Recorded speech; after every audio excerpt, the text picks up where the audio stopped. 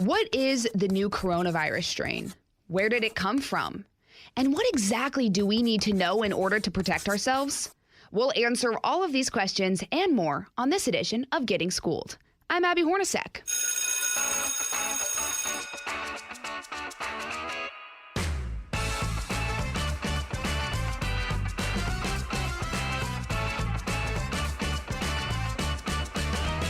So just a few weeks ago, during the holidays, you may have heard on social media or in the news that the UK had imposed heavy restrictions on citizen travel and social distancing in response to a new mutation of the coronavirus spreading across the United Kingdom. And if you're anything like me, this news probably struck a chord with you. I mean, for over 10 months, the world has been battling COVID-19 and its effects, and now there are new strains of the coronavirus to worry about. When I heard this news, I immediately wondered, how many mutations can there possibly be of COVID?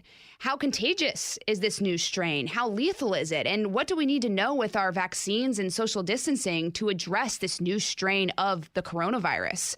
So to get to the bottom of all of these questions, I decided we'd better call in Dr. Marty Mccary. Now, Dr. Mccary is an American surgeon, a New York Times bestselling author, and a Johns Hopkins health policy expert. His expertise has been featured in the Wall Street Journal, USA Today, Time, Newsweek, and he's appeared regularly on the Fox News Channel and Fox News Radio.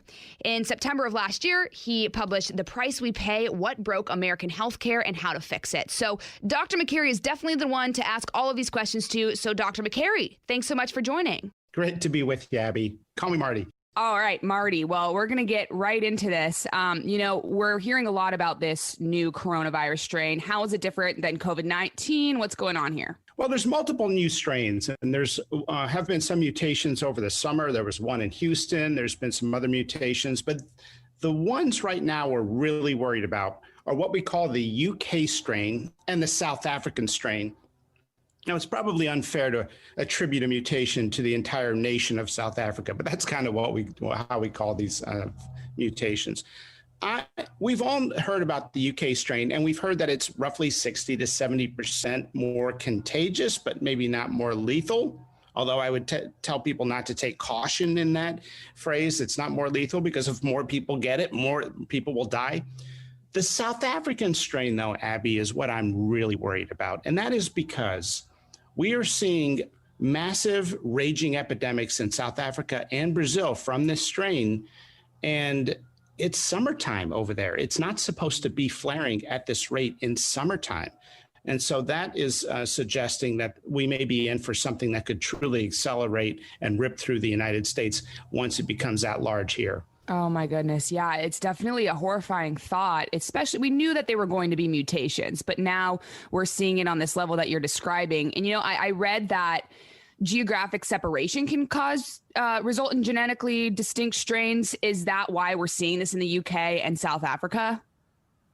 Mutations generally occur whenever there's a lot of density of the virus, whenever a lot of individuals or animals infected are very close together. That's why you typically hear of like E. coli bacteria, some of the new mutated bacteria that cause food poisoning or food illness.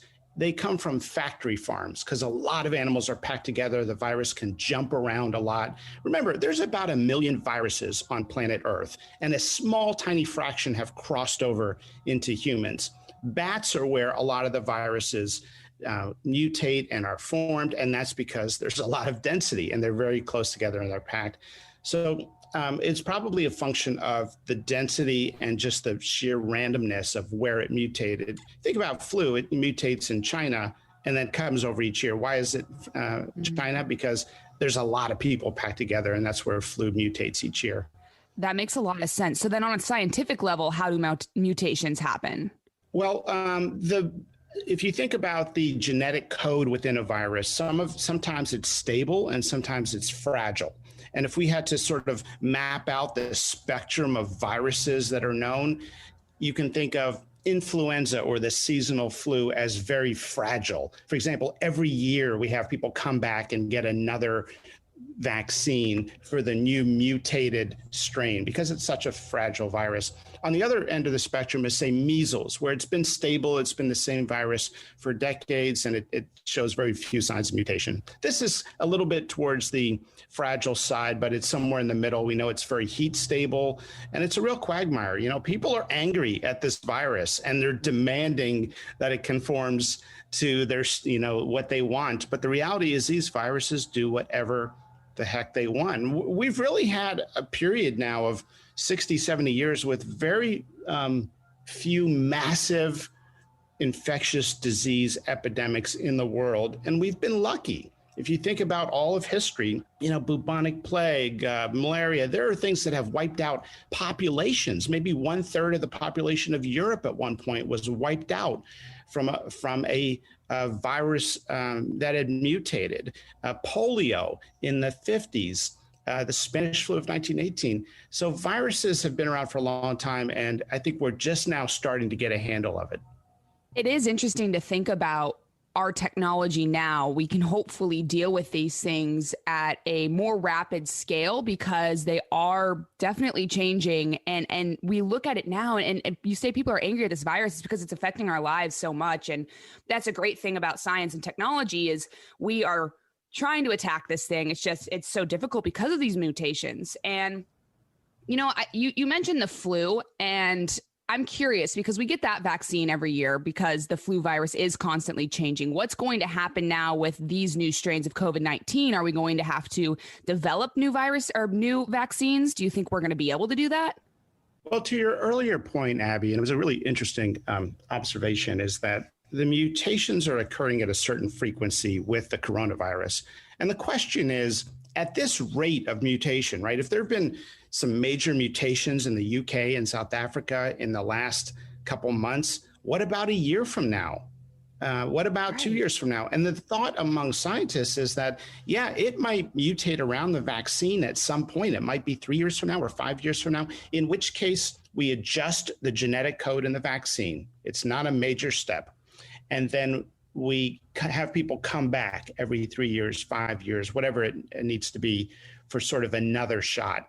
And there's a big precedent for that with other types of vaccines. I don't want to get into this too much because this is about the new strain, but when you say you adjust the genetic code in the vaccine, how do you do that? I'm just so curious. It's interesting because it's mostly mathematics. And if you think about people that have sort of majored in mathematics and you've wondered, well, what are you going to use that for, in your future? Well, this is exactly how it happens. It's really actually all on computers. It's modeling. And so what happens is the mRNA vaccines, the ones we've heard of, the ones that are out, the Pfizer and Moderna vaccines, what they are the building blocks of a protein. So we're just basically, instead of giving you the spike protein of the virus, we're just giving you the building blocks, which are pieces of the genome. And then your body just converts that into the spike protein. And then you have this little spike protein floating around without the virus.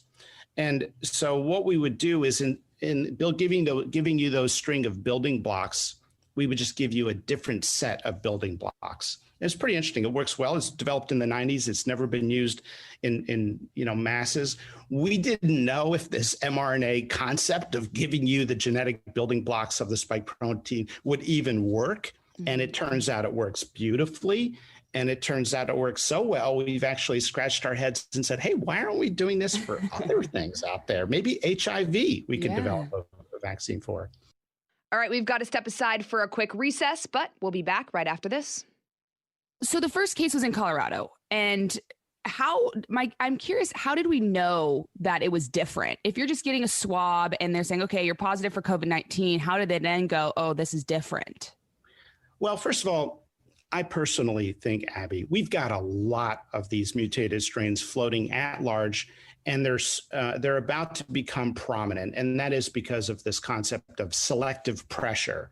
And that is when there's a virus strain that is more contagious, that is, it's more sticky, that is, you can get infected with much less of it, then it tends to dominate. It tends to eat up the market share of infections out there.